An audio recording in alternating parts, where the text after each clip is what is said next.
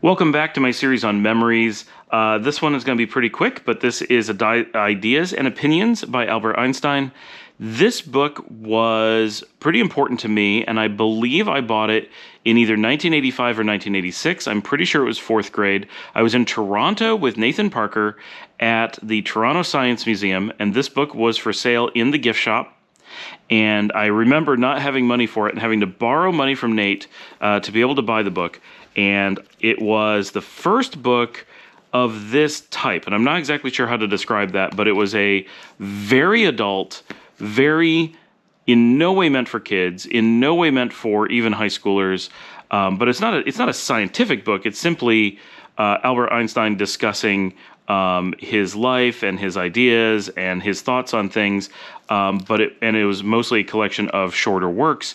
But this was a very influential book for me in moving past childhood reading and fictional reading into adult nonfiction and biographies or scientific books or works of great thinkers.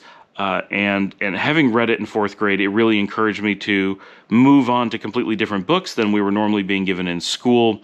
And so this was kind of a tipping point book for me, and it was very good. And obviously, I've kept it in pristine condition. Like many of my books, you would never know that I had read it because I keep them perfectly clean and without blemishes. But this is, again, one that I'm going to be donating. There's really no reason for me to keep it, but it is a very significant component to my childhood memories and an important moment in my life.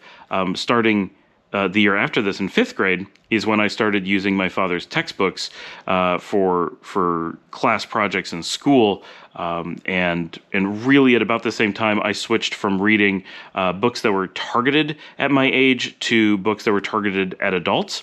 And so because of not necessarily because of this book, but certainly at the time that I read this book is when I started reading all the books, All Quiet on the Western Front, To Kill a Mockingbird, which are normally reserved for high schoolers to read. And when I would then get to high school, all those books would then become required reading, which was very strange to me because they had been books I was reading in fourth grade on my own for fun, and for them to then be considered high school required reading partway through high school didn't make a lot of sense to me because they were just, to me, books for kids.